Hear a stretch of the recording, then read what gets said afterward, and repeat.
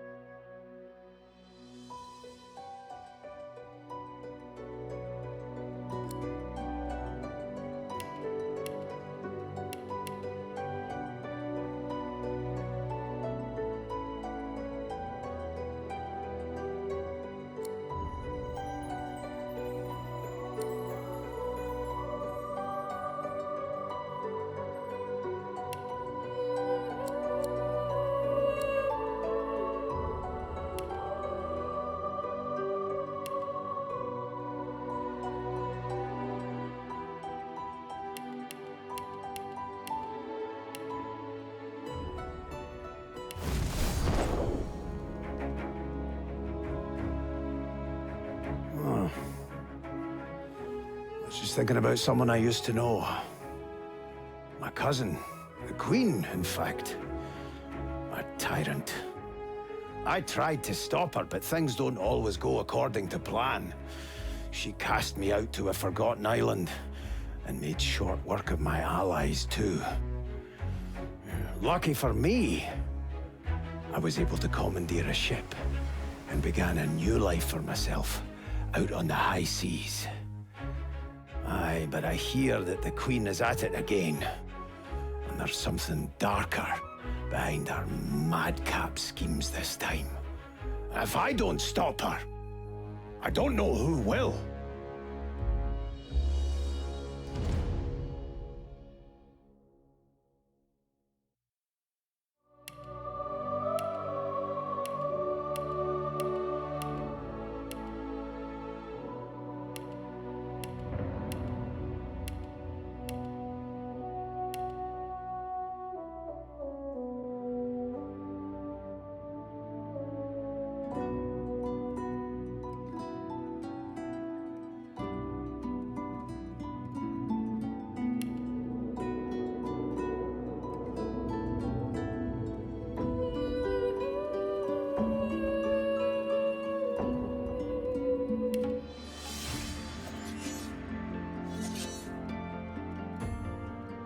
I used to be a slave, kept under the thumb of the master, the bastard that made me hunt down my own kin. How did he do that, you ask? With the living scar you see on my cheek, this horror that takes no more than a song sung by Master Dearest to control my very thoughts. But now the tables have turned. I broke my shackles, and when I finally find him, I will make the Master sing a very different kind of song.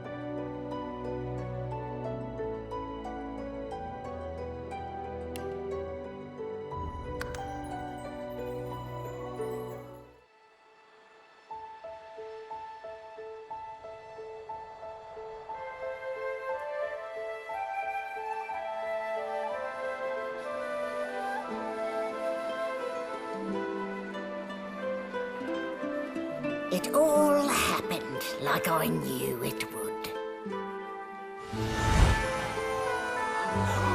A single drop of source magic. And, like flies to honey, the monsters swarmed. The rebel panicked. The carnage began. And the Magisters pointed their fingers at me. Just as I'd planned. I was shackled and collared, and sent to Fort Joy.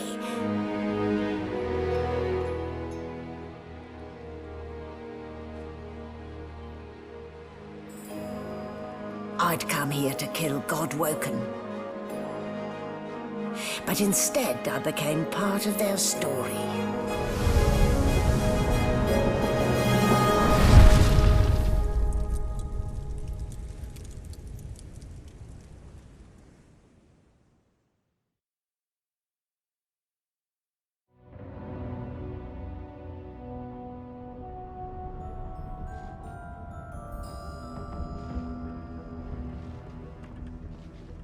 So, still a bit groggy, are we? Don't worry, the sedative will wear off soon enough. Easy now, no need to hurry. Get your bearings and report to me upstairs.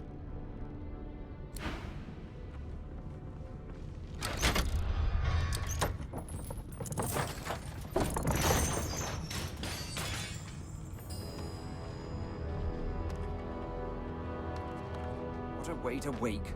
Wooden boards and iron shackles. The Divine Order's hospitality leaves much to be desired indeed.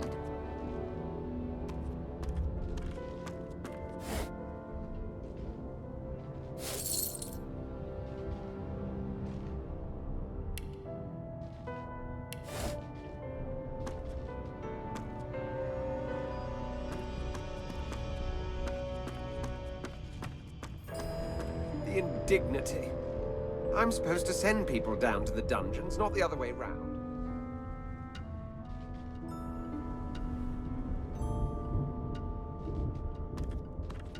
The indignity. I'm supposed to send people down to the dungeons, not the other way round.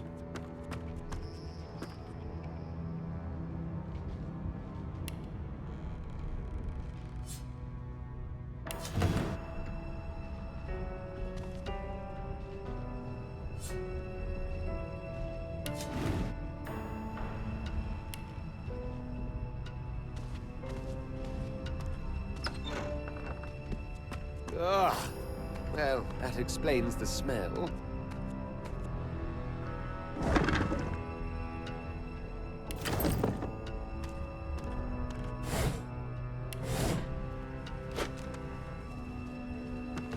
Junk. Did you expect a needle?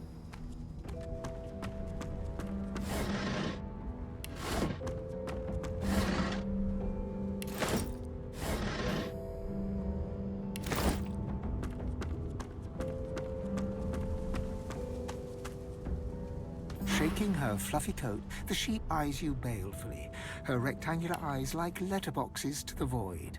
With one sharp hoof, she kicks you right in the shin.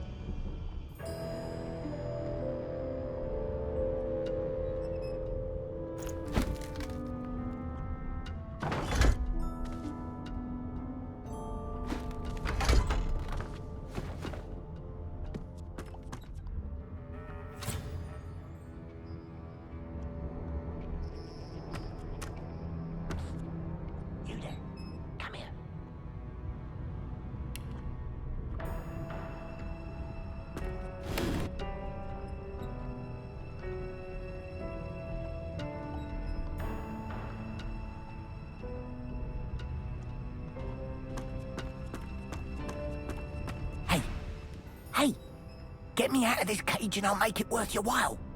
You in?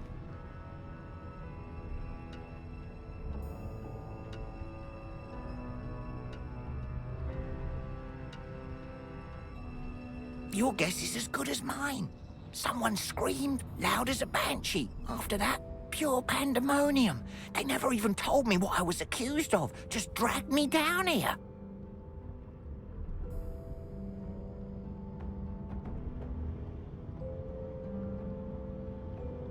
Set me free, and I'll set you free. A fair trade, I should think. A gentleman among jesters, you are. Give that lever a pull, and I guarantee we'll both get something out of the deal. Before you can even touch the lever, you hear a sniff and snort behind you as the snoring Magister mumbles himself awake. One bloodshot eye opens, and then another. Is my shift over? Are you here to relieve me? Wait, you're no Magister. You're a sorcerer. What are you doing here, filthy red scale? Choose your words carefully. My fists ache to meet a new face.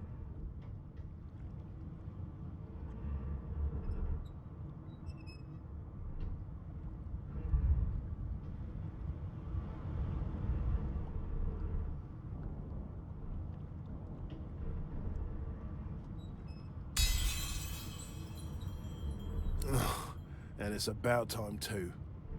The lads and lasses up there are getting lazy. Figures they'd send one of you sorcerers down. They can barely be chuffed to wiggle a single toe. Can't just leave the prisoner alone though. I heard he might be the one causing trouble upstairs.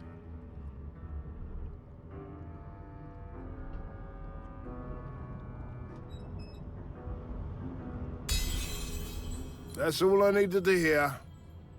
Just don't let that caged rascal fool you. You can't trust him as far as you can throw him.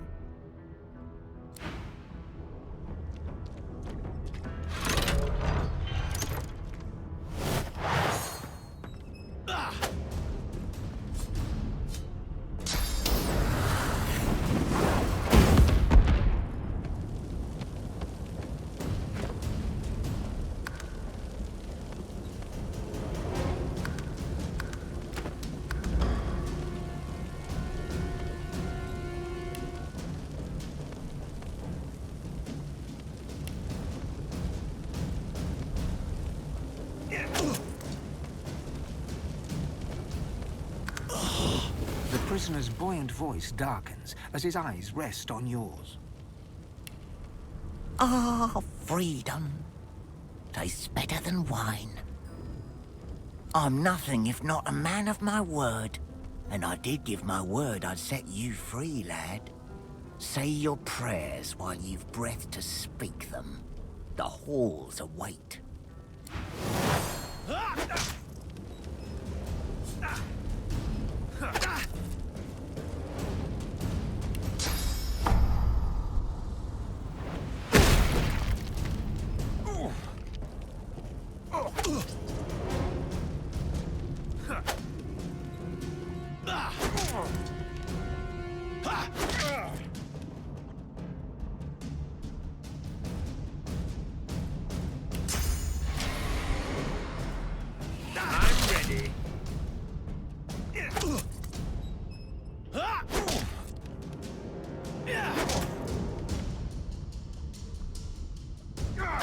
Your maker. What would he have to gain by killing me? I need to keep my guard up.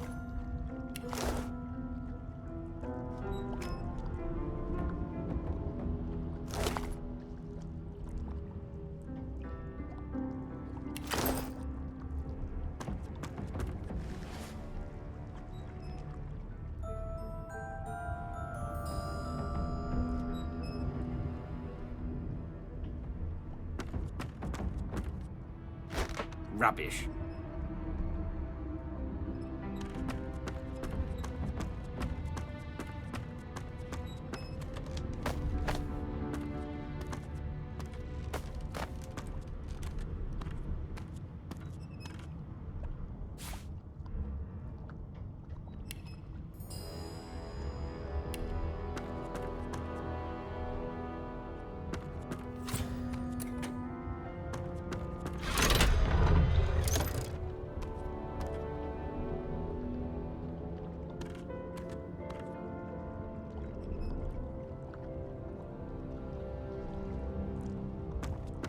Junk.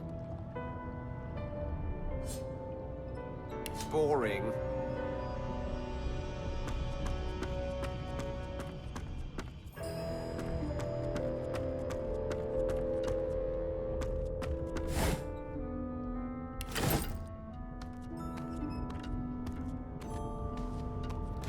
Junk.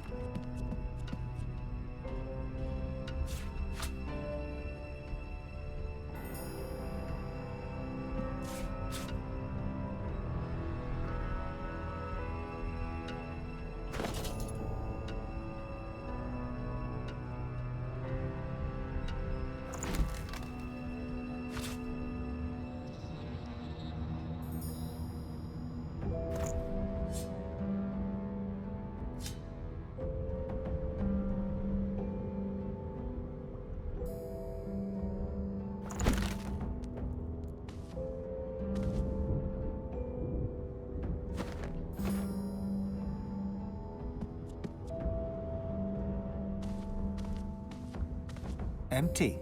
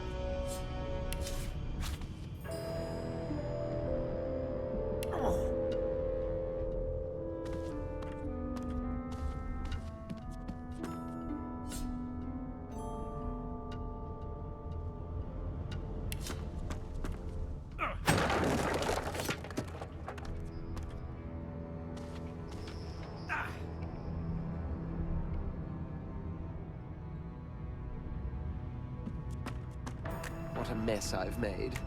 Someone will be along to clean up, I'm sure.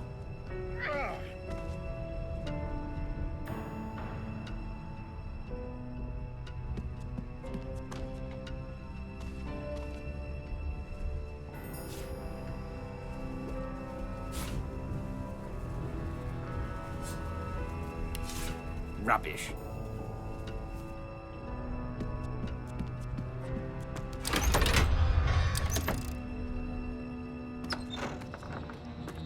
And I'm back where I started. I know where to go but up.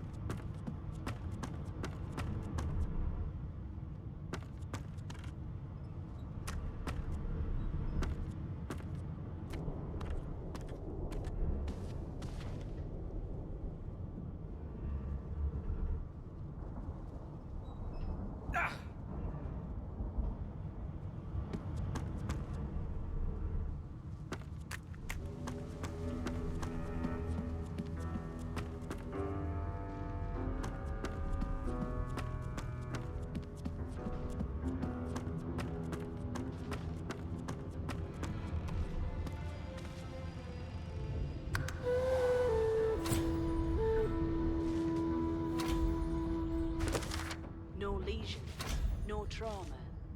It was bled by magic.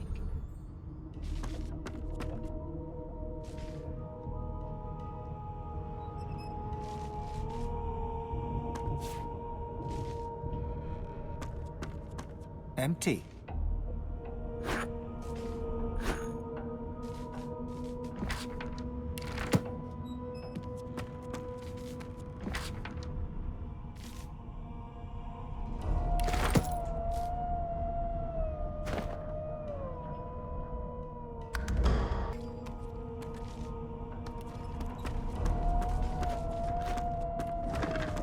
Empty.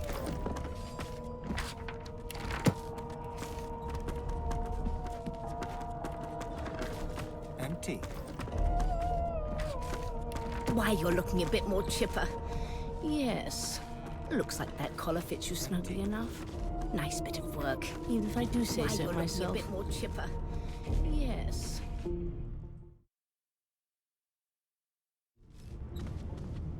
But who?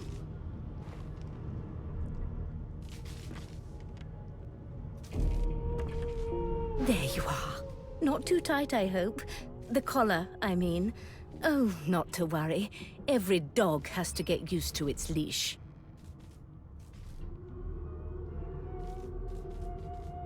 In the meantime, your next stop will be Magister William.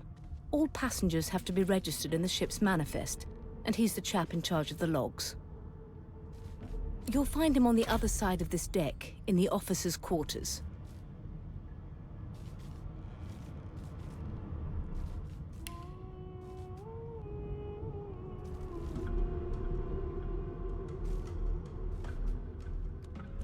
Is he?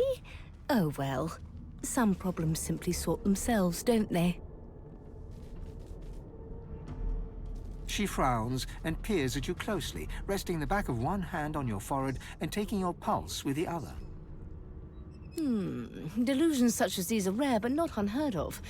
I recommend a cup of mulled wine and another night's sleep. Just take it easy. Why, for my peace of mind, of course. Why don't you try casting one of those source spells of yours? See what happens. Currents of magic surge inside you, boiling, bursting, then breaking, only to fade back into your soul like rain into the earth. My, look at the concentration on your face. All will, but no result. There you have it. See? The collar's function. It neuters you of sorts. Makes you unable to cast source. For your own peace of mind, of course. Yours and the whole world's. Why? Because we're at sea, of course, and have been for several days. Index fingers pressed to her lips, she pauses a moment to give you a scrutinizing gander. My word, you do seem a bit befuddled, don't you? Perhaps I was a bit too generous with that sedative. Oh, well, I'm sure you'll soon gather your wits. Most likely. Eventually. In the meantime, all you need to know is that we're en route to Fort Joy. A new life awaits, and if you're a particularly good boy, perhaps a cure as well. An end to Source. For good.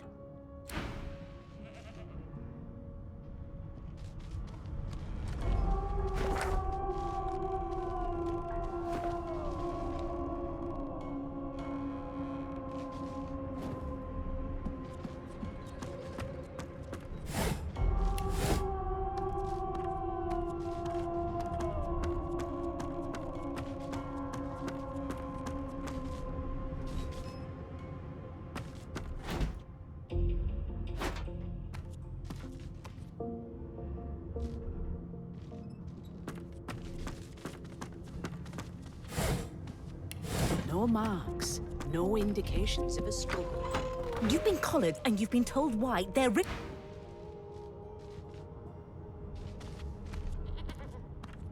A young magister stands pale and silent. Her knuckles whiten around her weapon as you pass.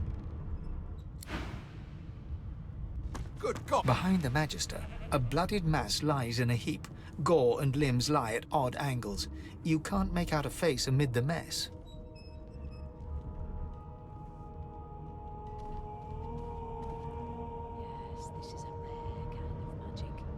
Easy now. You're paling me arse. Why don't you move along? Waters is investigating. She'll figure out who did it. Always does.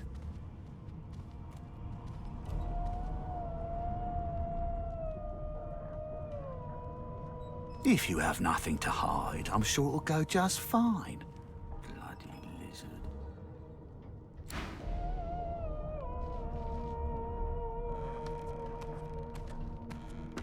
Ugly sight, isn't it? Burns me up this happened under our protection. We're extremely lucky no Voidwalker followed the source that did this.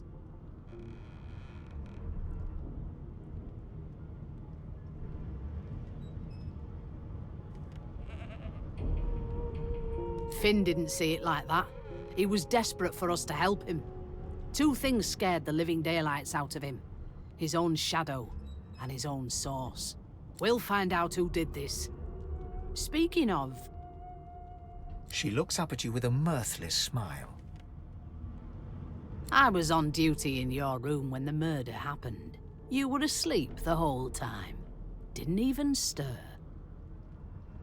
You're one of the only indisputably innocent people on the ship. Unless you can commit murder in your sleep, of course.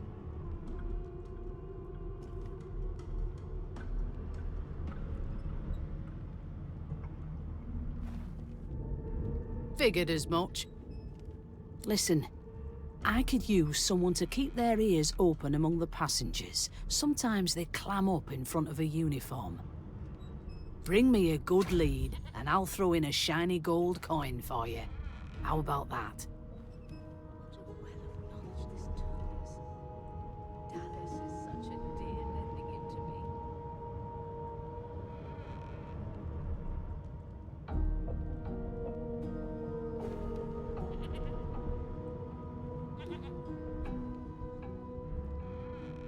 Not in here, it isn't.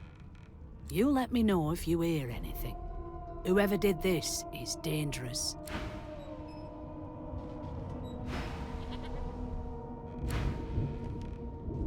So, anything interesting for me? I'll take that as a no.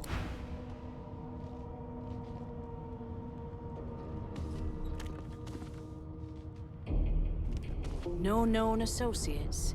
In fact, he seemed quite averse to spending time with the others.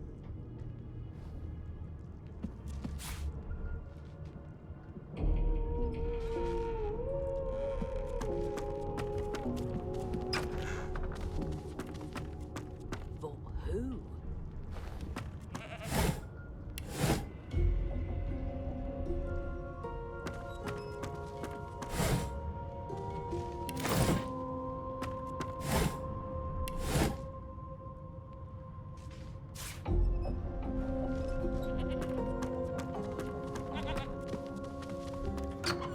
Who? Please, please, please! Be good, you scallywags.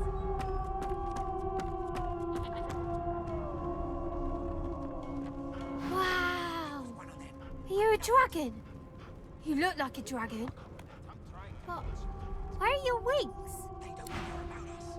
We're like cattle to Do them. you know Losa? She's a really good singer. I'm better though. Listen. One of us wouldn't kill our own. They're picking us off one by one. Ah, there you are. Husband. Would you please tell this very charming gaggle of not at all brat-like babes that I am by no accounts this Losa woman, nor do I sing, in fact. I'm deathly allergical.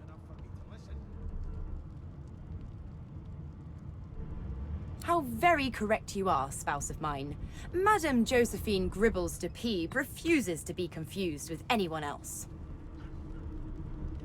What? What's so funny? Her pinched face cracks into a great grin, and she shoos the children away from her with a laugh.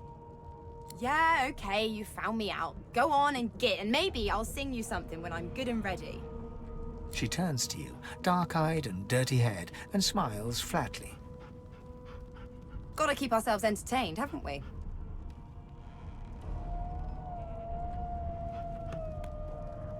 was one of them. I know it.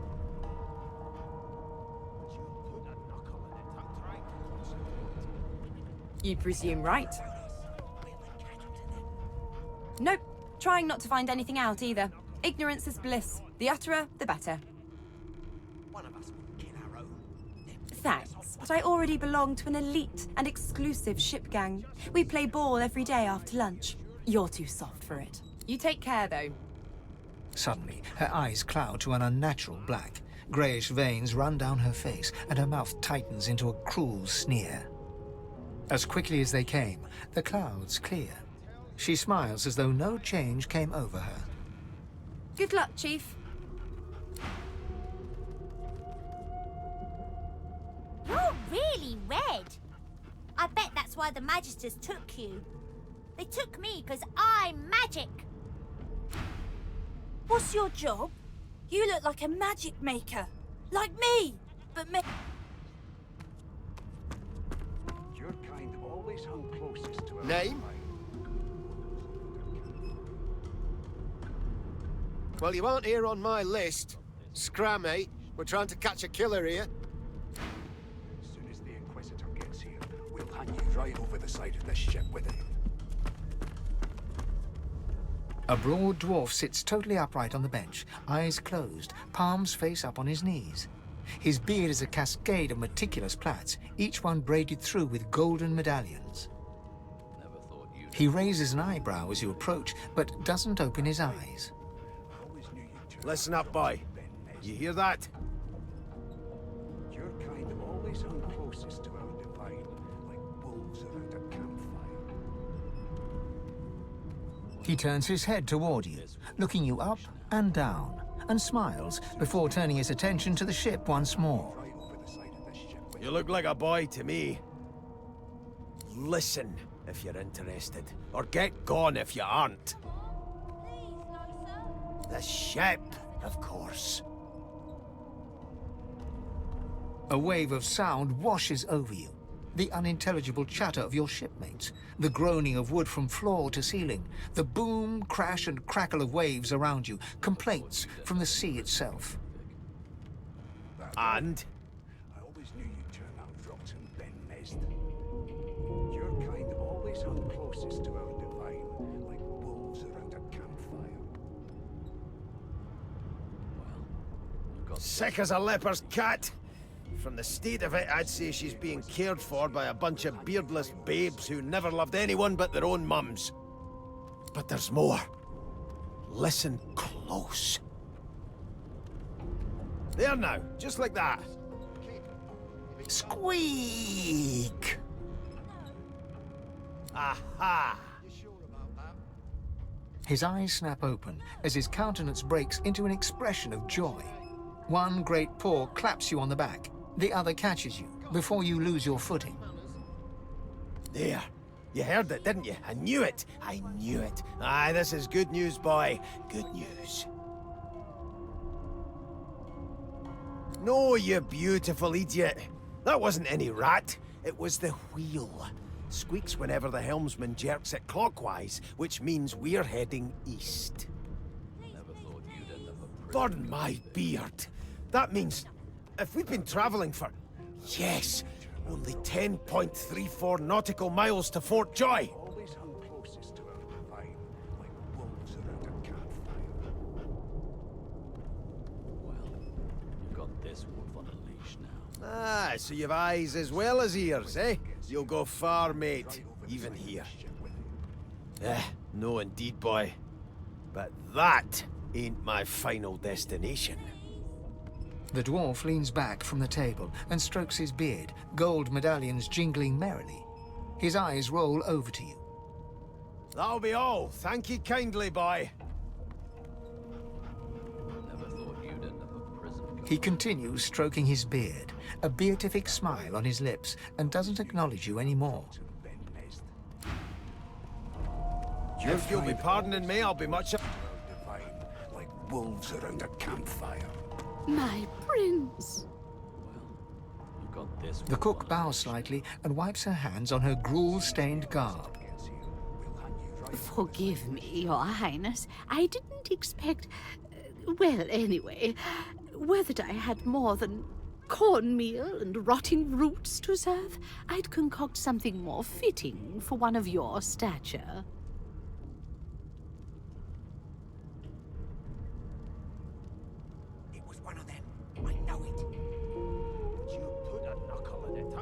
She nods and smiles wanly before returning to her duties. I'm afraid our customs mean less than nothing as long as these collars choke us, my prince. Picking us off one by one. Can we just skip to the part where I reassure you and you shut up? You think me mad? Mad? No. Insufferable? Surely. Magisters are out for blood. You saw the body, didn't you?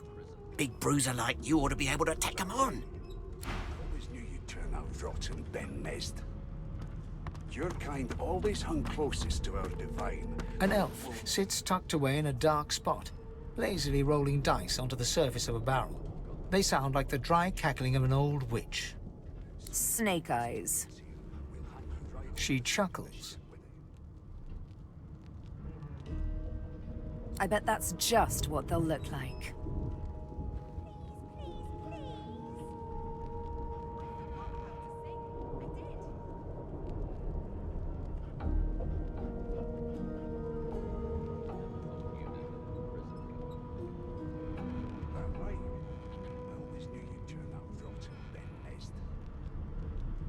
Rolling dice. Deciding fates. Don't worry, honey. It isn't yours.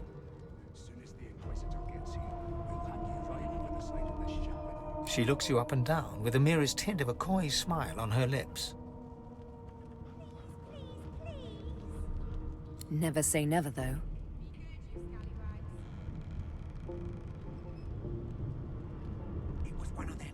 She eyes you quite seriously. Not the future, no. But I can read the past in flesh. One of the perks of being an elf, you see. I'm quite good at it, too. I could lick your arm and tell you how you spent the night before last. Shall I? She gives your arm a vigorous stroke of the tongue, efficient like a cat grooming. You were in a cellar with other sorcerers. As everyone lay sleeping, your hunger gnawed and gnawed at you until you could stand it no longer. Finding the cellar door ajar, instead of trying to escape, you snuck into the pantry like a common thief, only to find nothing but rather questionable turnips. There you stood as a magister walked in, still hungry, feeling a mighty fool. It was one of them. I know it. Would you put a knuckle in it? I'm trying to concentrate. Of course it is. The truth's right there, skin deep. But don't you worry, darling. Your secret's safe with me. One of us wouldn't kill our own. They're picking us off one by one. I don't lick and tell. Reassure you and you shut up. You think me mad? Mad? The woman keeps rolling her dice. She pays. Surely. What are you trying to hear anyway? I'll tell you if you keep quiet long enough.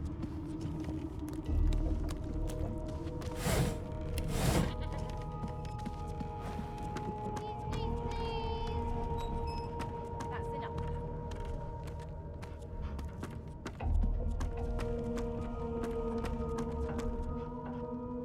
Never I'm thought busy you'd watching for clues, sorcerer. Go take your sub-story somewhere else. And if she tries to shoot at a kid. What on earth is the matter? A scruffy man lounges against the wall with scarred arms folded. A sly smile playing on his face, he stares across at the Magister guarding him. Noticing you, he straightens and beckons for you to come closer. They don't care about us. We're like cattle to them. I'll give you that knuckle if you keep carrying on. One of us wouldn't kill our own. They're picking us off one by one. Can we just skip to the part where I reassure you and you shut up? You think me mad? Mad? Insufferable? Surely. What are you trying to hear anyway? I'll tell you if you can keep it quiet long enough for me to listen.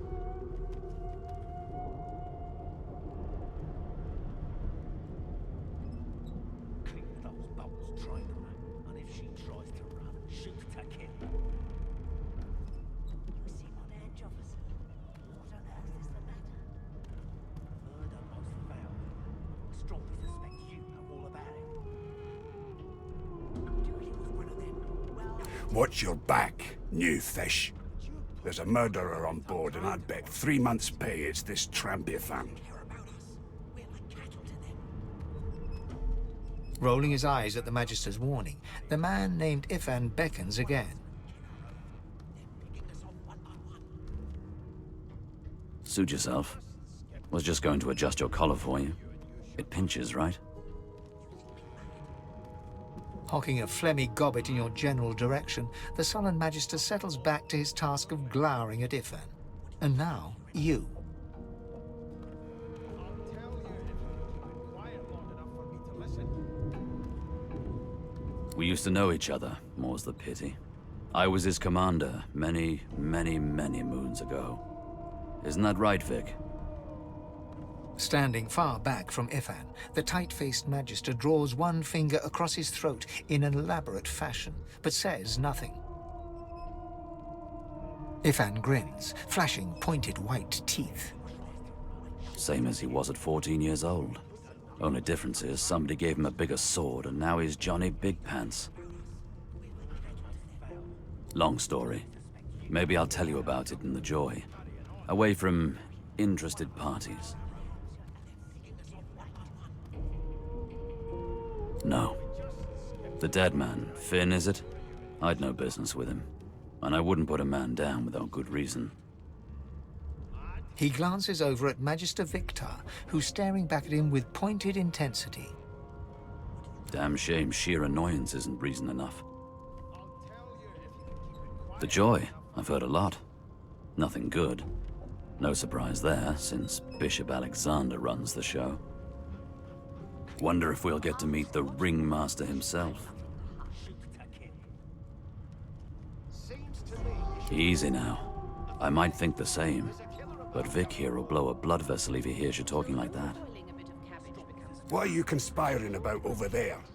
You, Lizard, what's your name? Oh, don't mind him. Vic's just got a bee in his bonnet. And that bee is me. Name?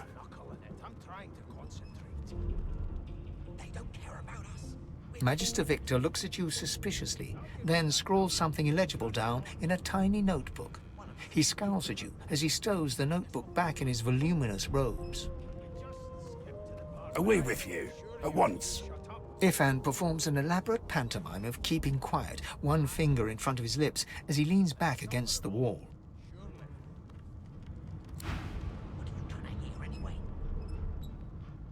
I'll tell you if you can keep it quiet long enough for me to listen.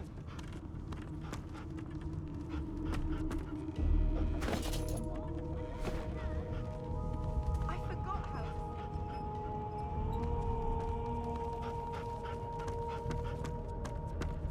The elf is reading a volume of Cranley Hubert's famous encyclopedia. He looks up, his big round eyes scanning your body, absorbing every detail.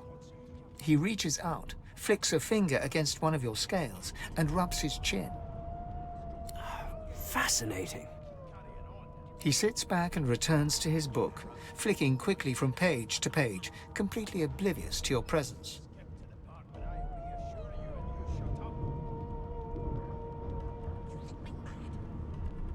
"7 years? What an infinitesimal period! Why would anyone... Oh dear. I seem to have crossed some cultural taboo. How... difficult. You have my apologies, Lizard. Perhaps I should demand the same from those red-cloaked humans. They laid their hands on me more than once. Perhaps. Perhaps not. Understanding is all rather relative. Take this book, for example. I understand all of it, and yet none of it makes sense.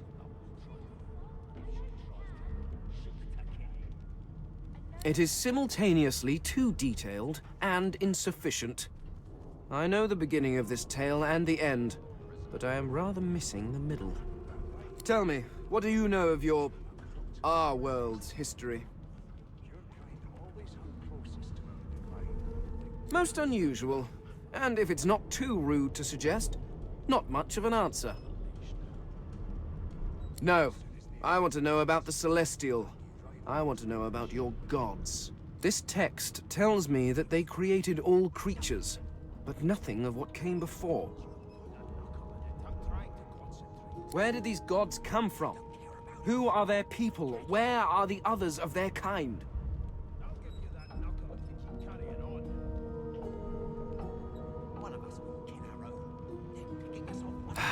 Of course you don't have any useful information. Why did I expect anything else? Now please, run along. I have a world to decipher. No amount of pestering will get the elf to take his eyes off his book or respond to your questions. Quiet long enough for me to listen. Here to register, sir. Good, good. Magister Williams is just about done with the last passenger. You faring okay so far?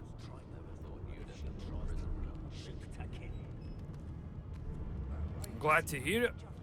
You head on in now. Williams will get you sorted fast.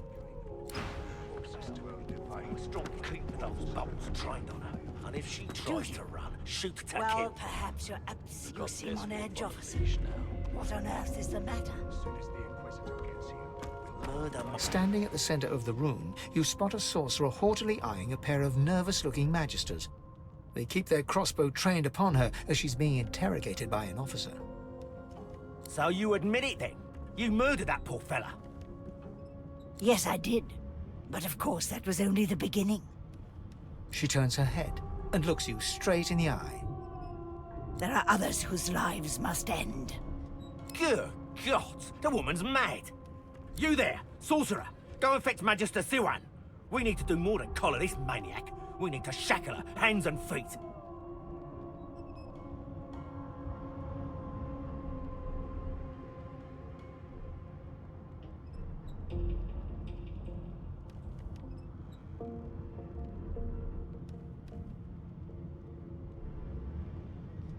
It means your journey draws to a close. Do stick around for its finale, though, because... She reaches for her collar and simply removes it. I'm just about to create a scene. Subdue her, men, quickly! If she casts source, the Voidwoken will come. They'll end us all. She smiles with wicked satisfaction. Precisely.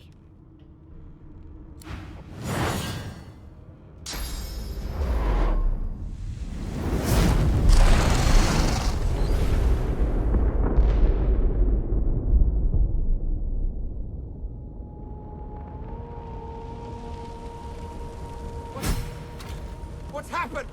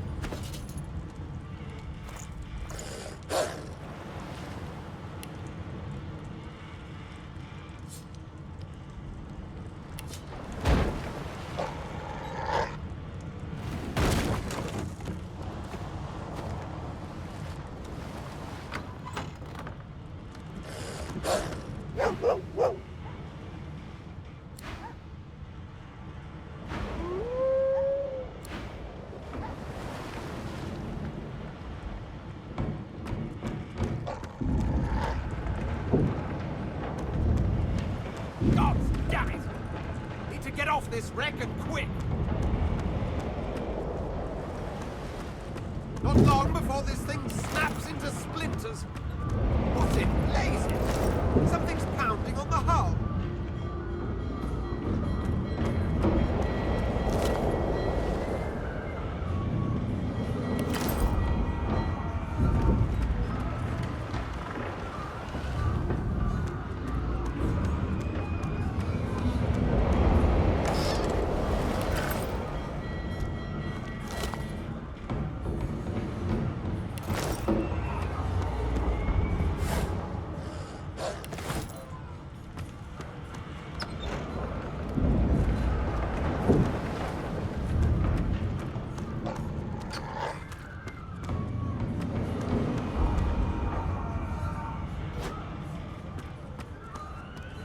Damn!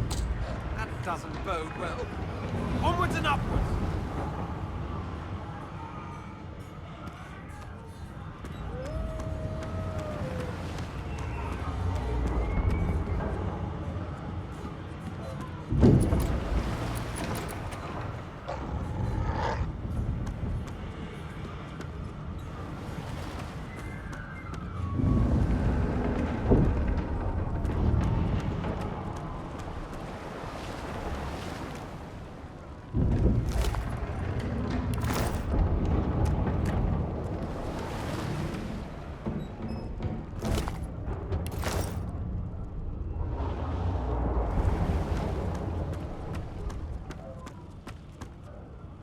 The dwarf lies in a heap on the floor, his great beard twisted and tangled around him.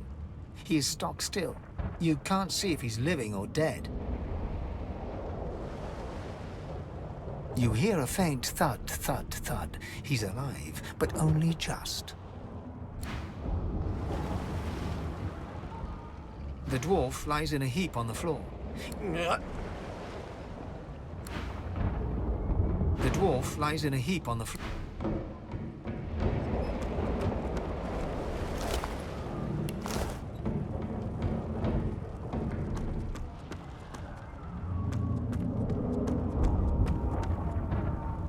Ifan lies motionless, curled on the ground like an animal. Under his shaggy hair, you can see green eyes fluttering as if in a nightmare. A low whine escapes his lips. His eyes flicker open, but he doesn't register your presence at all.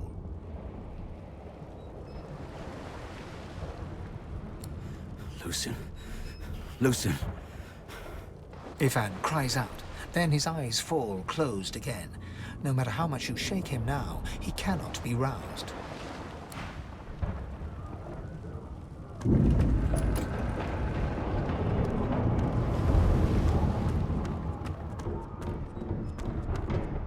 No, not the final dark. Not yet. It's no use. Your words do not seem to reach her. The dice roll darkly. They're rolling for me.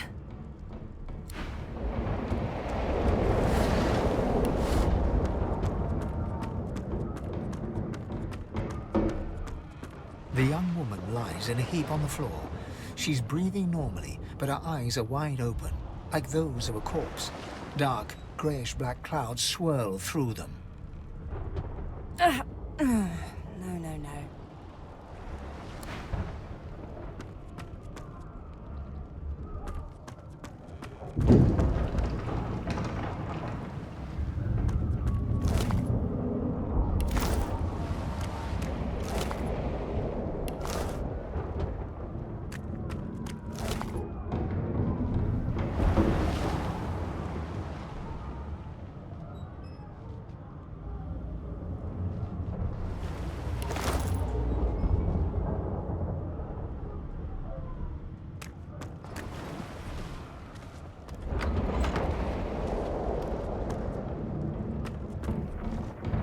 The Magister lies on the floor, unconscious and bleeding from a dire-looking wound.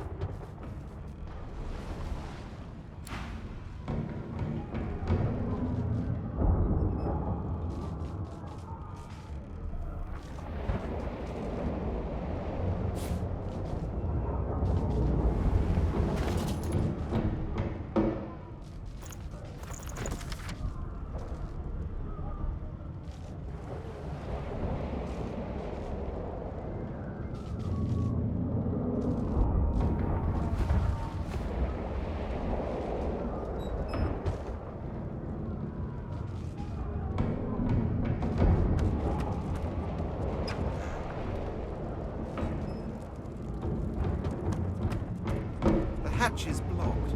I'll need to find another way.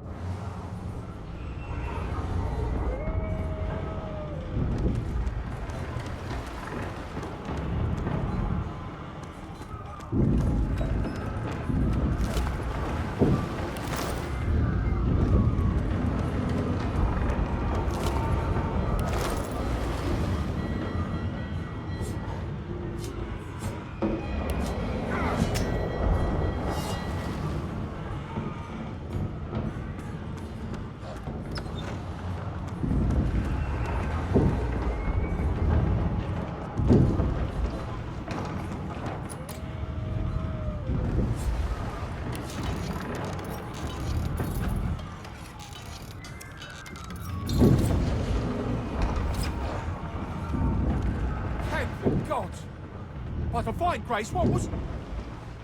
He eyes the collar circling your neck and reaches a hand towards his blade. Another sorcerer!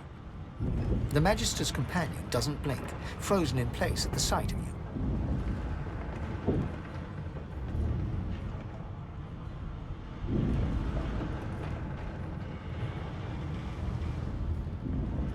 Like you don't know? Mutiny! Did that witch fix your collar too? He whispers loudly to the other Magister. Don't just cower there, Rix! Take out your blade! Rix grabs his sword, which shakes in the rhythm of his trembling hand.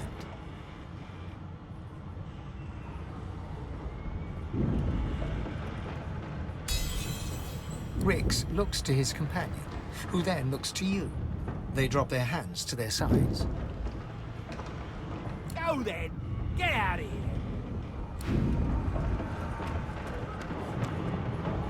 Just leave me be!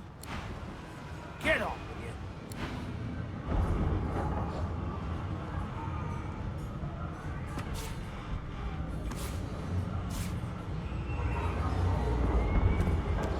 Bishop Alexander, the smug little tyke that thinks he can imprison a prince. How comical.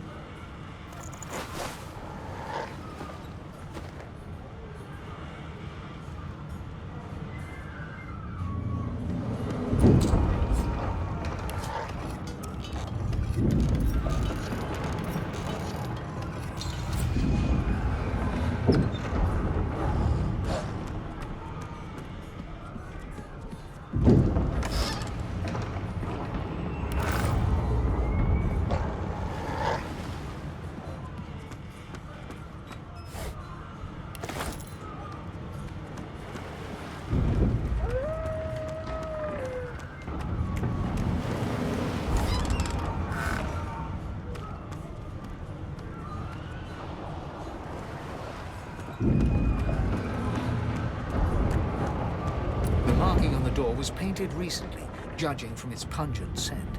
You recognize the symbol immediately for what it is, a warning of death fog within. You press your palm against the door to open it.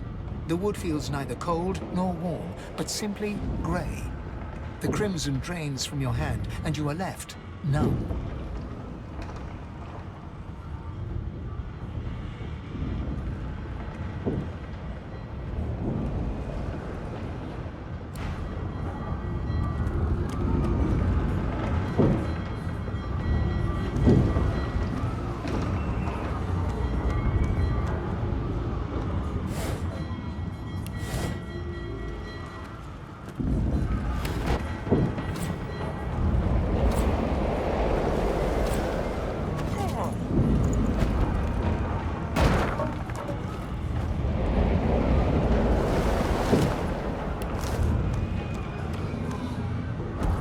Through the door and are suddenly face to face with an undead. His skull is bizarrely angular, and a glorious jewel sits in the middle of his forehead.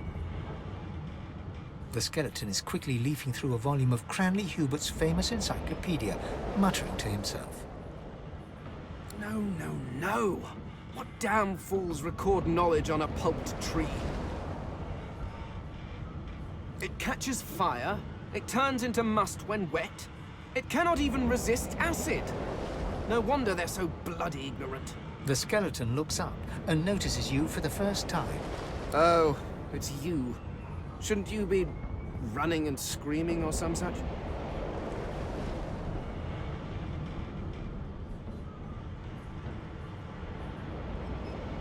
The skeleton groans and looks back to his book, frantically flipping from page to page. Yes, indeed. It's the look of someone that wants to read the bloody book he's holding. Now, if you're really quite finished, I believe you have lifeboats to flee to.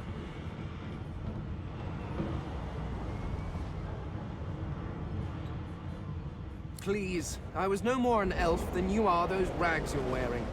I had a mask, rather ingeniously designed, which allowed me to take that primitive form.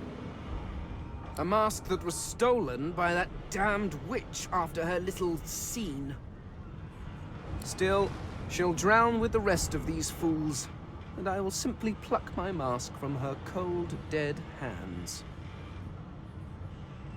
The skeleton holds up his book in one quick, frustrated movement. I am trying to discover if there is anyone worth saving. And I will be damned if I let the lives of some mayflies get in my way. Go on, go. Swim or drown or do whatever takes your fancy. I have a book to read. Please, my time...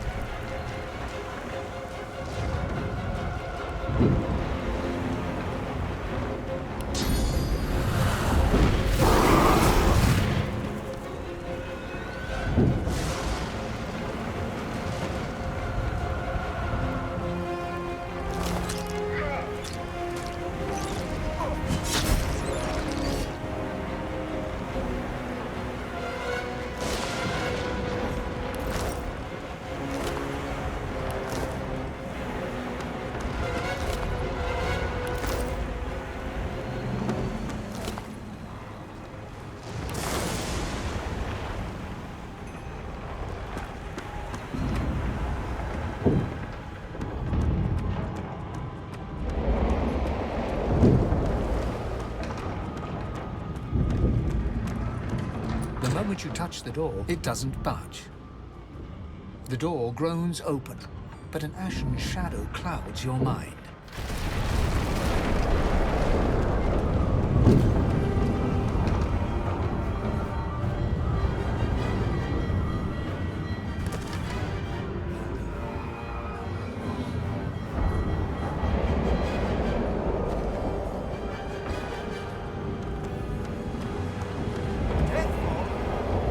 I need to get out of here, now!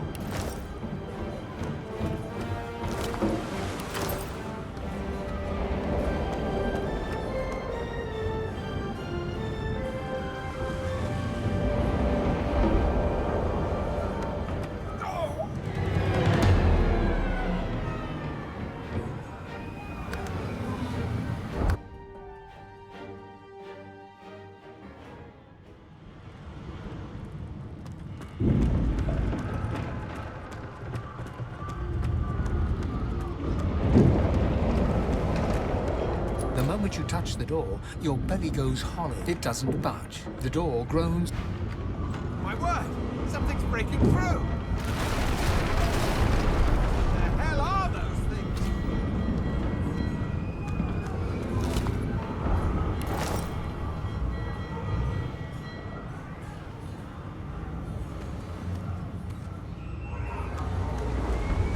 Death fog? I need to get out of here, now!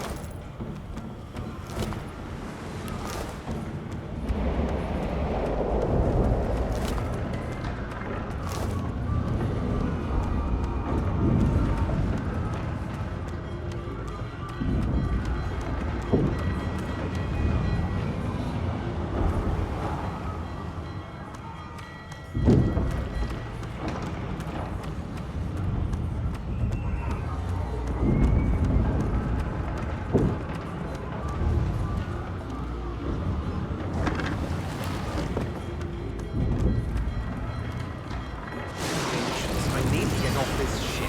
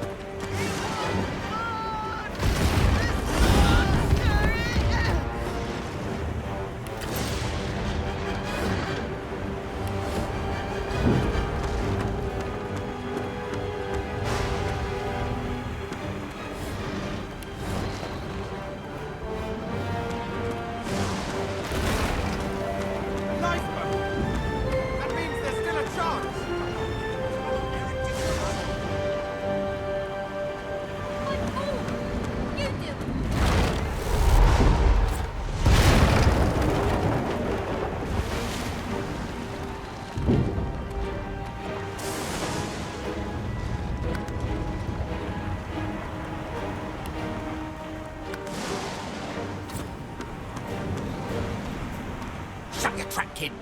Children and dwarfs first, just like the old stories say. The dwarf yanks at one of the nearby ropes to no avail. You said there were other people down there. We need to help them. You see those tentacles, kid? It's time for getting the hell out of here.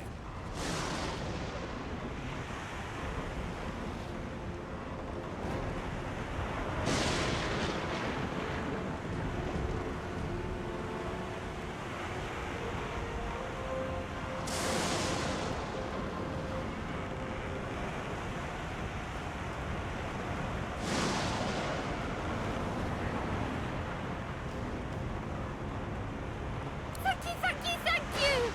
There's a ladder right over there. You can go straight down. You're gonna be the death of us, you hear?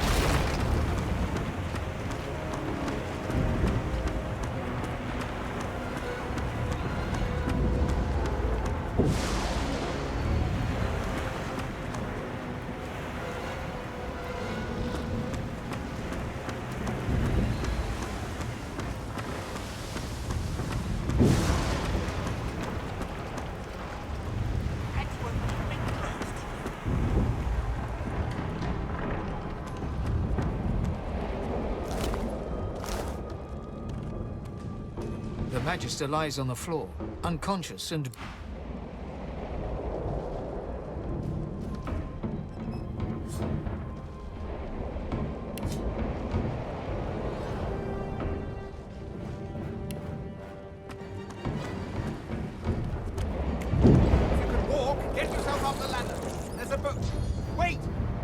broken!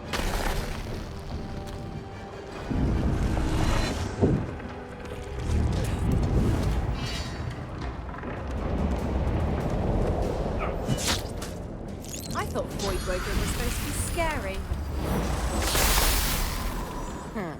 Let the games begin.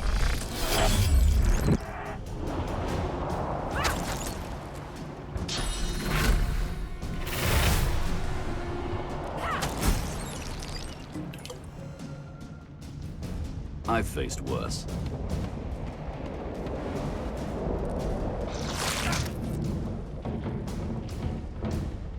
These beardless bugs won't sink a ship on my watch. Spare yourself.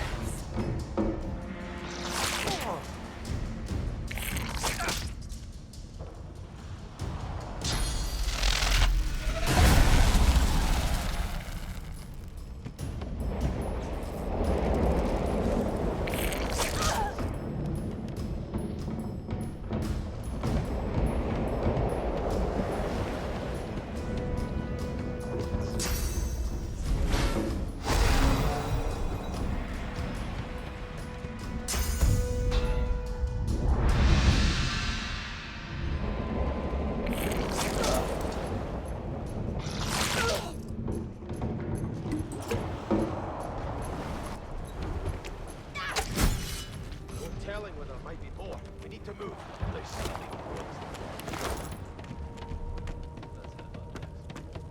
Away.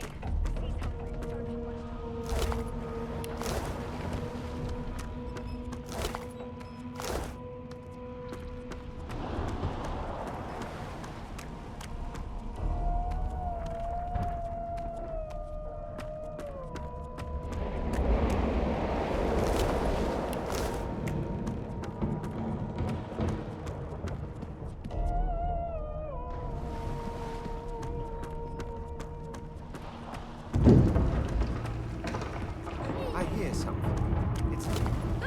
It's Magister Siwan, the one who put on this damn collar. Sounds like she needs help.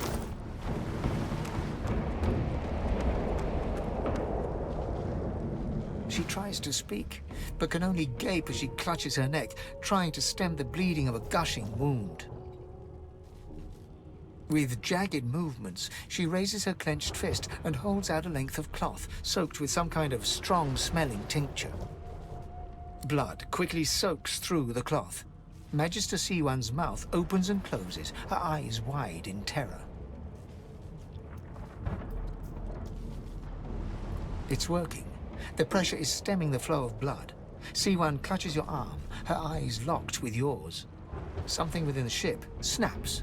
The floorboards shudder. Siwan struggles to her feet, clinging to you tightly. The ship lets out a deep groan, then cracks.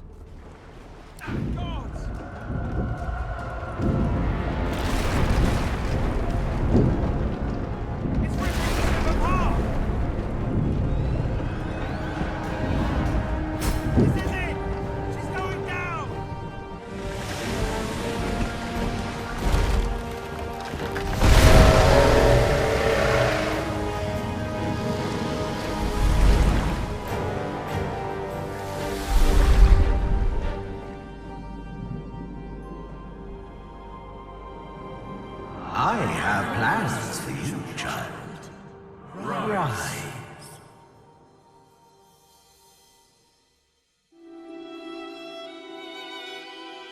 Honorable Dallas, we lost a ship sailing sorcerer prisoners to Fort Joy.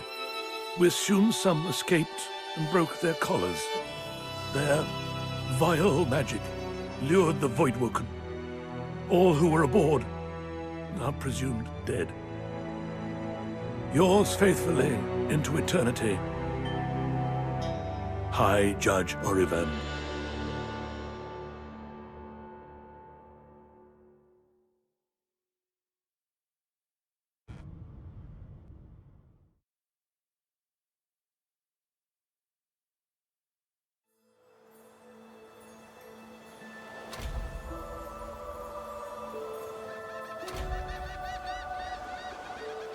Well, Well, that was a bit of a rough and tumble journey. I suppose I'm the lone survivor. Which is entirely appropriate, if you ask me.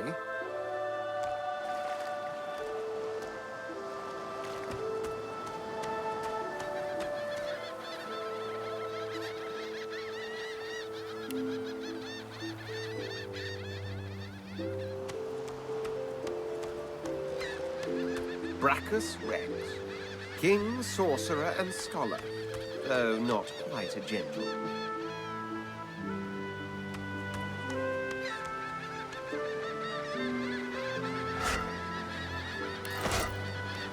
It's broken.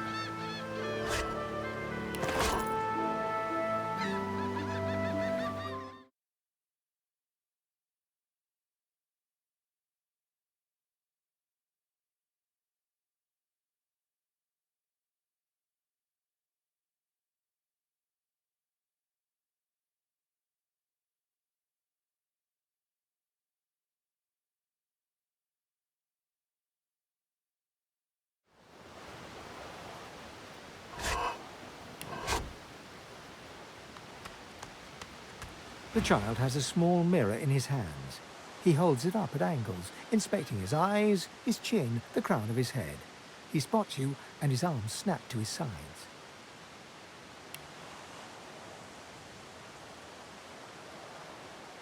I'm not supposed to talk to lizards.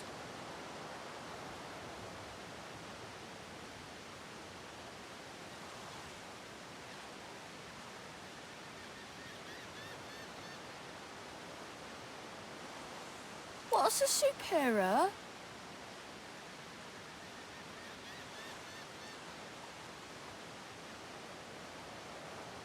He shrugs and continues the game with a mirror, inspecting inside his nostrils and around the back of his knees. Sauce? They told me I'm a sorcerer.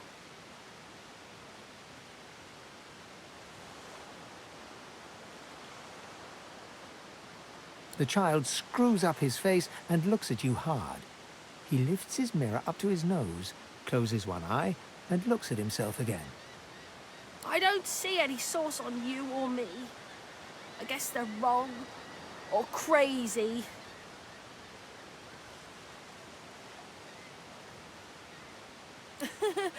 Maybe you're right. At least they don't mind where anyone goes. They know we can't leave the island, and it's a lot nicer out here than outside. They're gone now. The Magisters took them already. I guess now they're cured.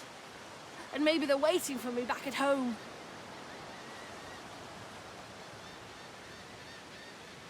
But you didn't die.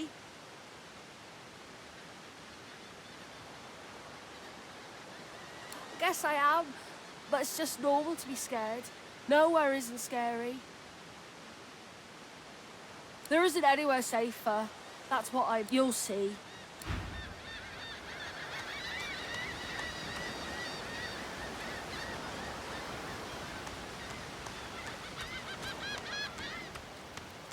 There were statues in my likeness round the ancient empire too. Perhaps some stand there still.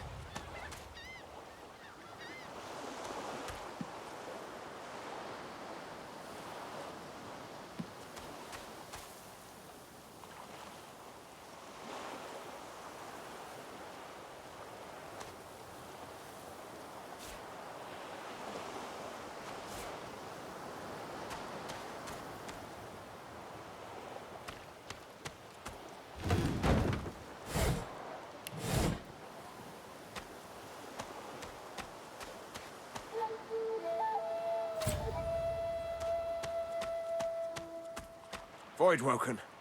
Those are the same beasts that sank our ship. Damn! They made it to the shore. Prince.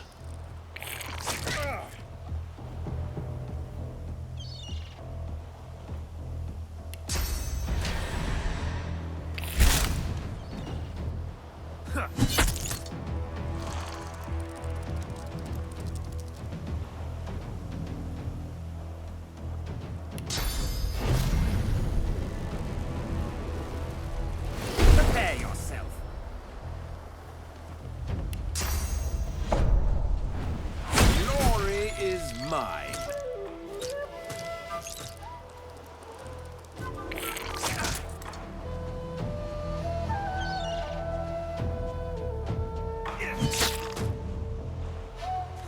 Reap the Reaper for me.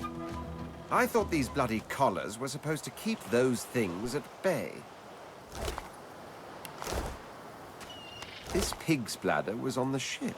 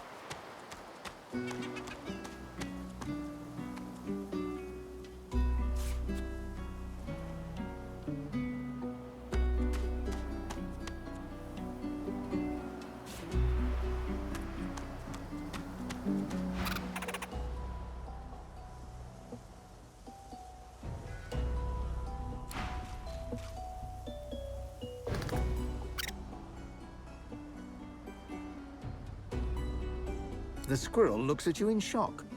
Are you sure you want to chase them away? The squirrel turns his nose up at you and turns away. But his cat seems more than happy to tag along, dragging it.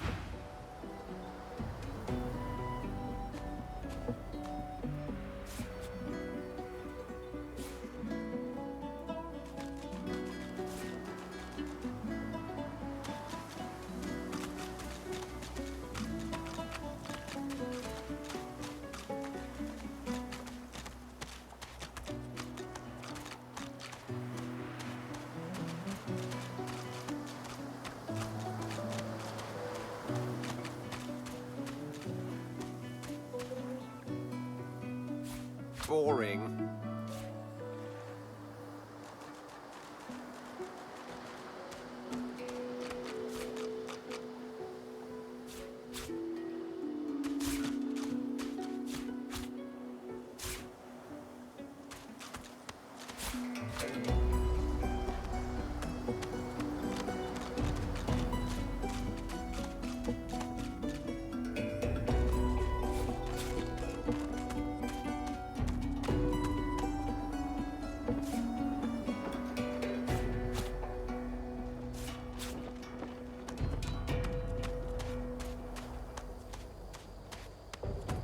A black cat. A herald of wisdom in my homeland. How fortuitous.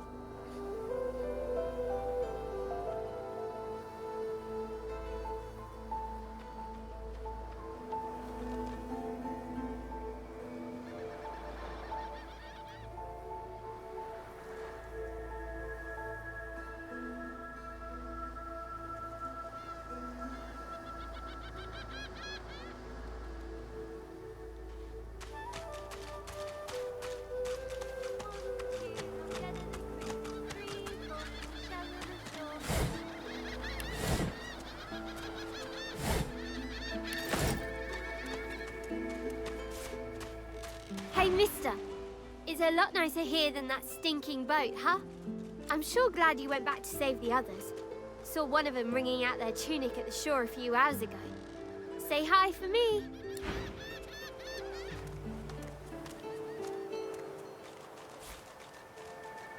One, two, long dead of the crew.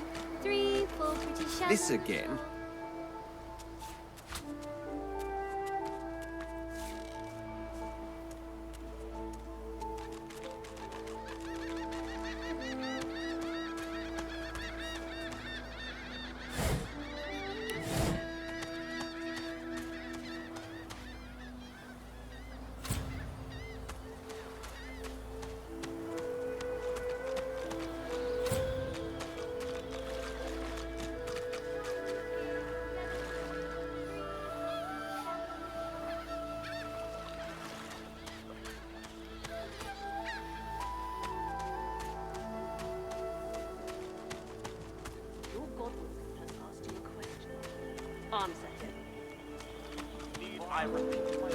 Stay back, sorcerer, and stay silent. Our Godwoken speaks. We know you've been helping sorcerers escape, Atusa. We have proof. I'd sooner cut my tongue out than lie to you, Alexander. I know nothing of any escapees. If you can tell the Godwoken no more, your tongue is of no use. Cut it out. This can't be serious, Alexander. Come! You should know by now to obey your superior, Magister, whatever she may ask.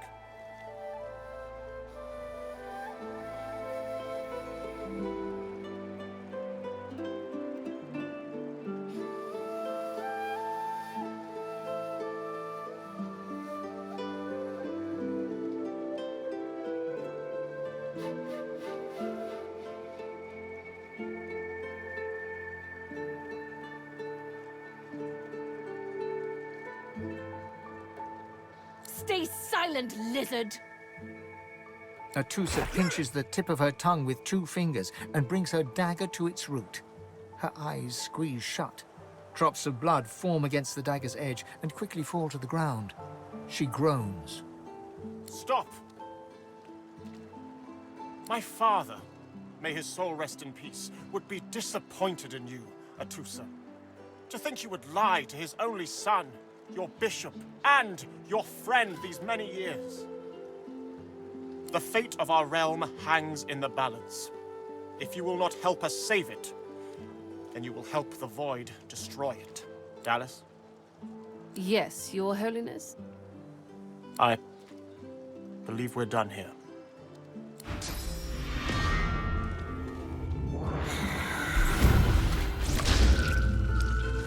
What a waste.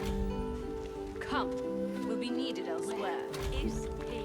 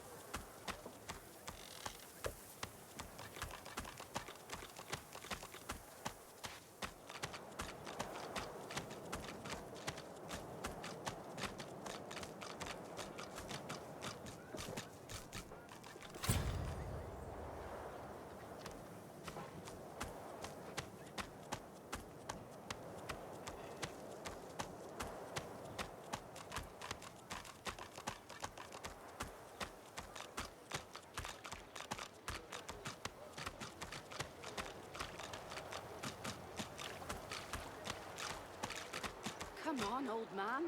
I can't wait all day.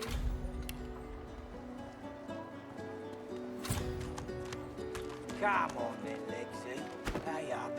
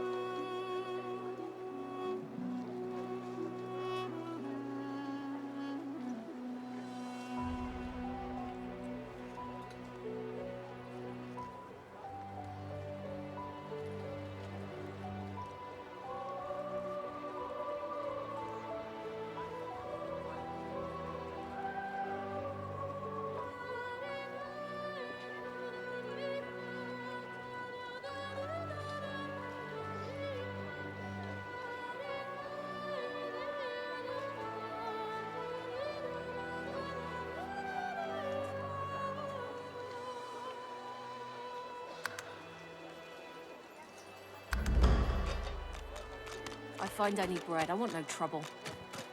Bread or a brisket, toll's the same. You! Help me teach this beast. He must respect. If not, he comes for you next. Respect? Huh. Someone's got to keep this place running. Griff can't do it for free. Why'd you gotta make this so hard? An intense-looking man steps between the thug and the elf and rolls up his sleeves, revealing well-muscled and heavily scarred arms. You recognize him. It's Ifan, who you met aboard the ship on the way here. Just stand aside, won't you, mate? This is no business of yours. Lone wolves decide their own business. The thug freezes in fear for a moment before shuffling back to the protection of his crony. Pay up, elf. No one shorts Griff, especially not one of you.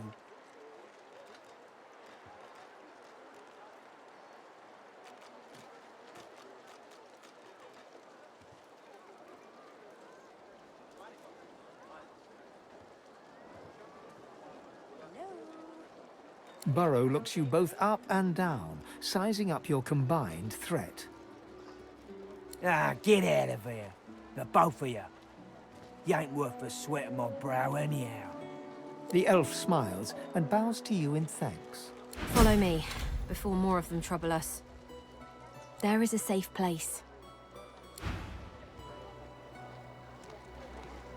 Ifan rolls his sleeves back down. He nods at you, the shadow of a smile on his lips. Good work there. Good work. I can tell you've got chops. Say, you were on the ship here with me, weren't you? He stretches out one rough hand to shake yours. He grips your hand tight as a vice and shakes it, hard. Say, you don't look all that busy now that we're safely on dry land. I could use someone to watch my back, and it looks like you could use someone to watch yours. I've just got a small errand to run, and then I'll be looking to get the hell out of here while I've still got a neck to collar. How about we stick together until we get out of this place?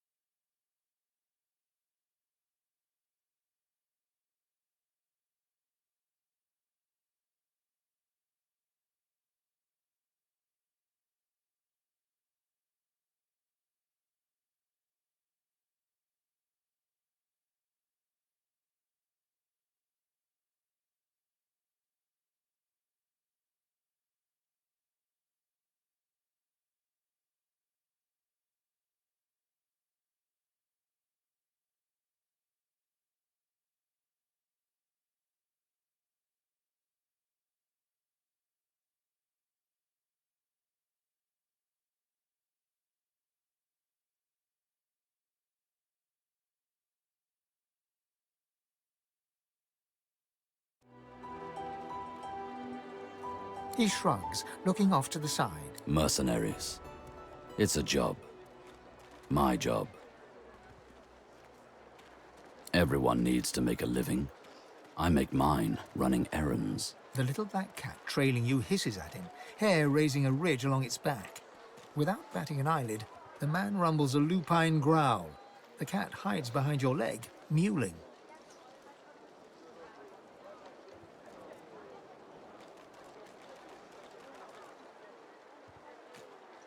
That's the truth.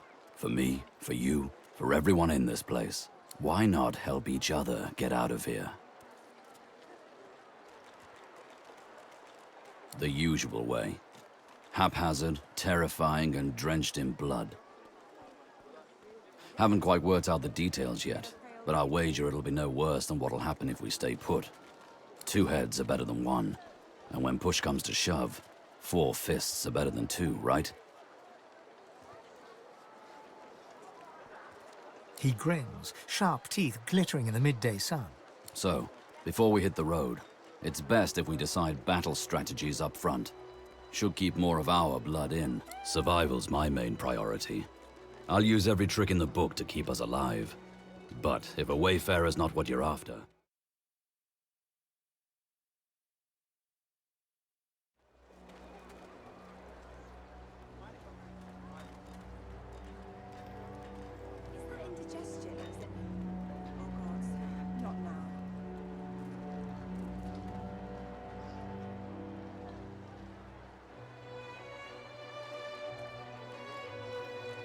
Can do.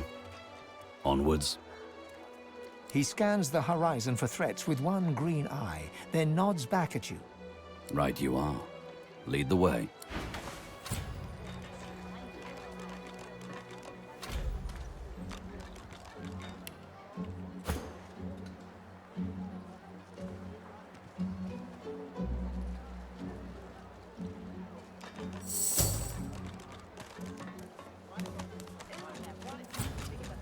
Another giant speaks, Quercus.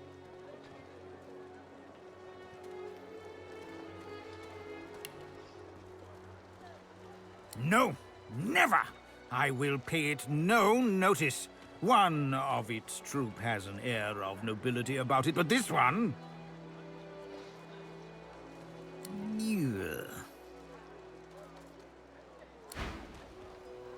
It's still there, Quercus.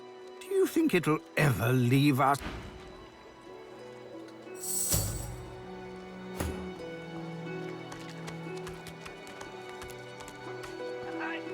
I saw what you did there, convincing Burrow not to lay down the law on that elf. Anything for a fellow sorcerer, isn't that right?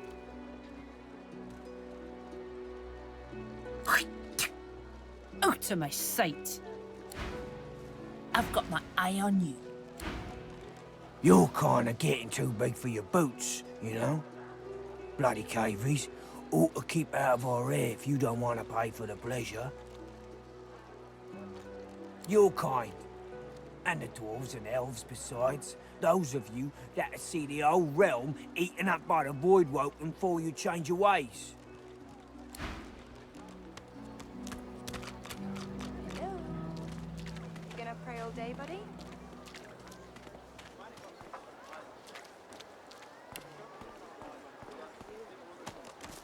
Amidst a crowd of screws, bolts, and scraps of metal, the woman is manipulating a glove-like contraption fitted with 5 long metal skewers. She doesn't look up as you approach. And what you after?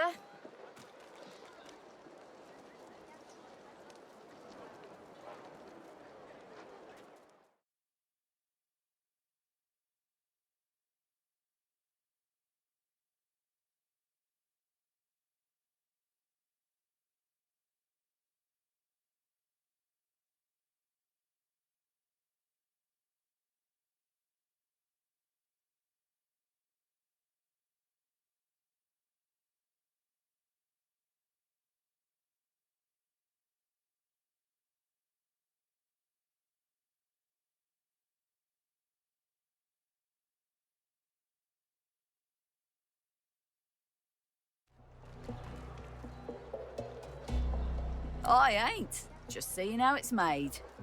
She's clever, Dallis. Made these herself, for those bodyguards of hers.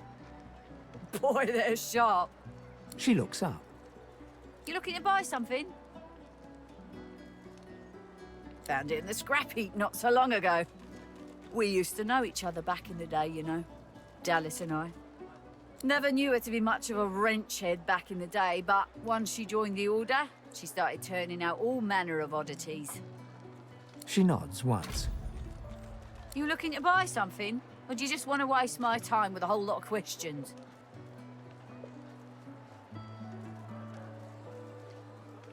For you? Hell no.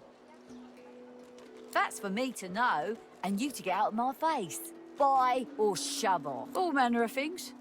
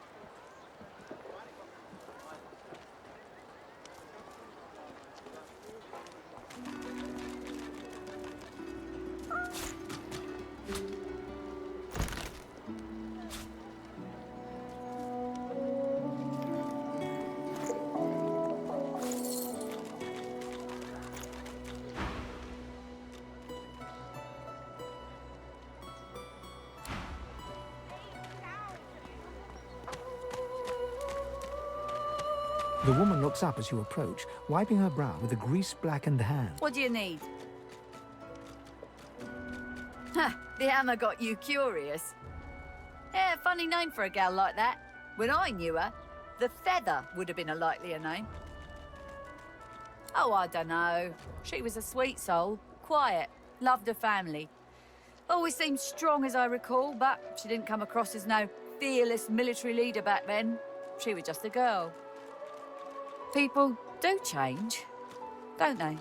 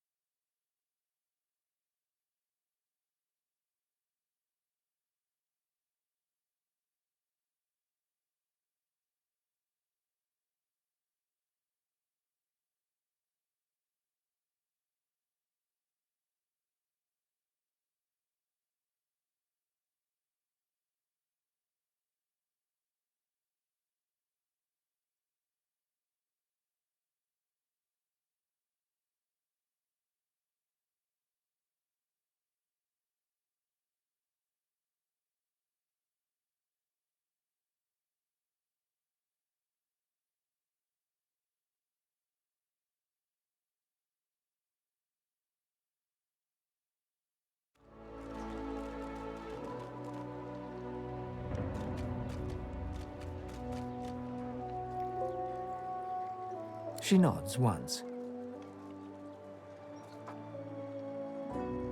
Clever lass, her. No wonder what Alexander sees in her. Question is, what she sees in him.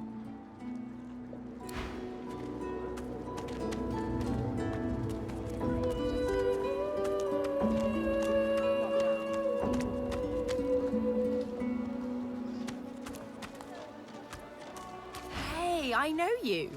Losa, the dark-eyed jokester you met aboard the ship, waves enthusiastically and dips into a mock elegant curtsy.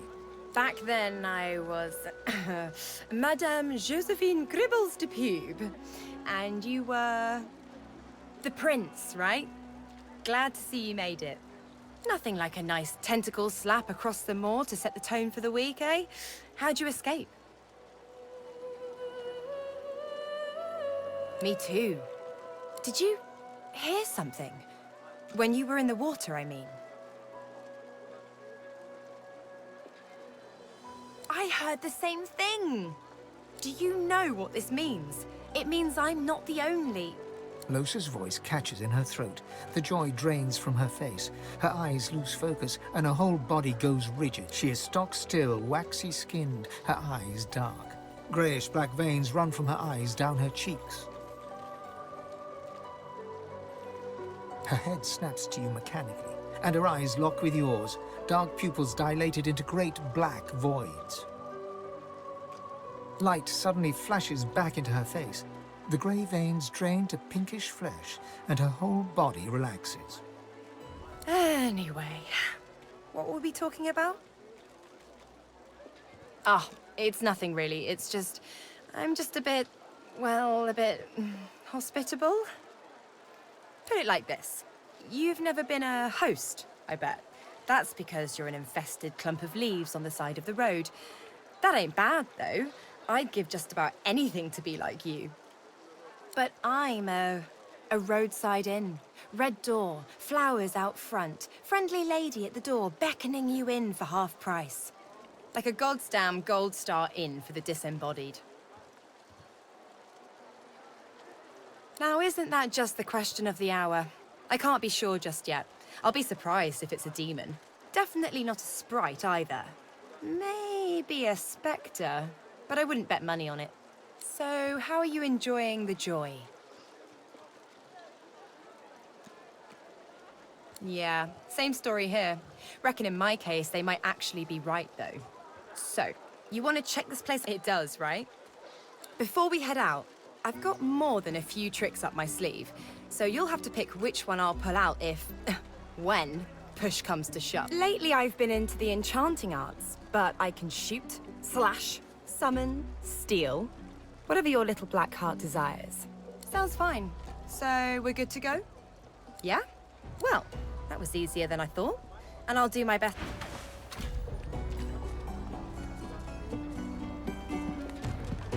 Bow your head, please! If we chant the endless prayer, the next divine will ascend, even if your kind has displeased the god so terribly of late.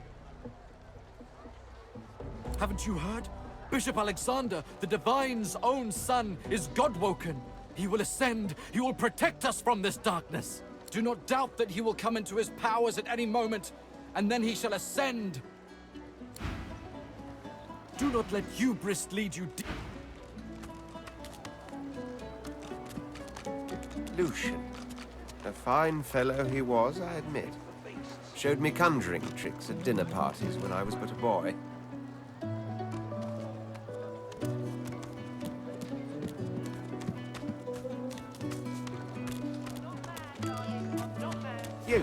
You there. You've just arrived, isn't that right? Are you quite alone? The man scowls at you. I thought I might see if you wanted to get out of this place. Though maybe I ought to ask someone who isn't a prissy fop. I have a plan. A good one. But I need a partner.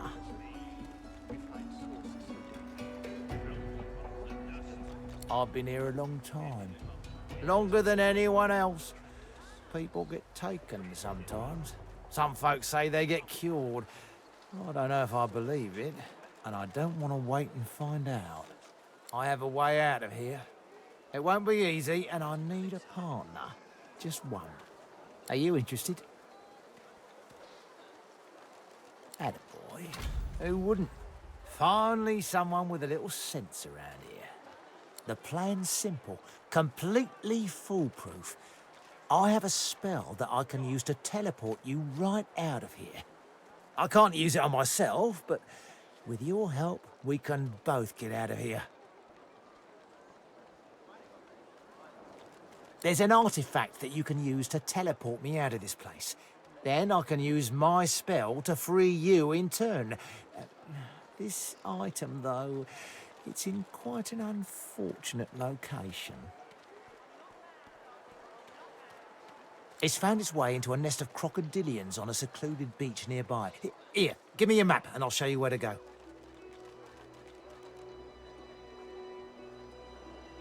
Not enough to trouble a fine specimen such as yourself. Get that artifact, and you and I are as good as free.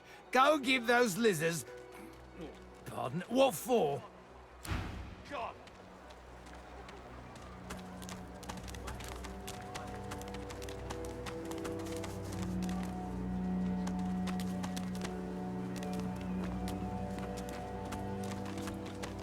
Say, I don't know the ancient empire debt is. Got nothing spicy enough to keep my mind off this place for a few bars.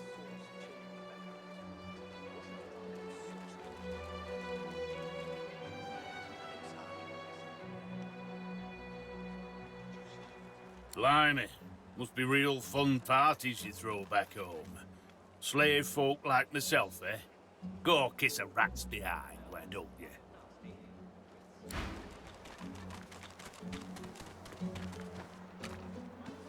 Take a hike, would you, Skipper? Wouldn't want you to work your slaver magic on me. The king's brow knits together, then apart and back again. He seems to be swimming deep in his thoughts and doesn't look up as you approach.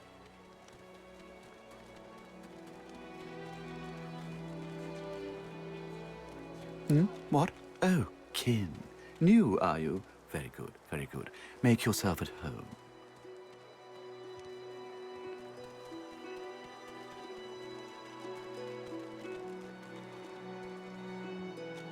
Recognize you? Of course I recognize you. You're the Red Prince. That's about as obvious as a very obvious thing. Your point?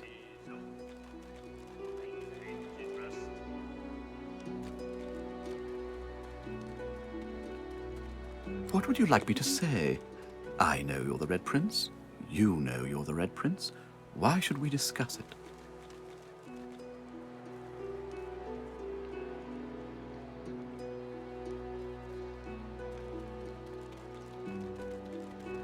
My mind? What else, kin? I'm wondering why. All of this. Source, the Voidwoken, the Divine. Why?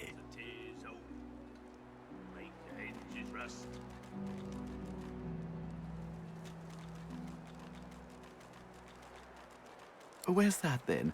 The egg? We'll go back to the egg. We've used Source for thousands of years. We have used it to heal, to grow. How can it be that it suddenly summons these horrors from the void? And when will Alexander ascend to divinity? We cannot continue like this.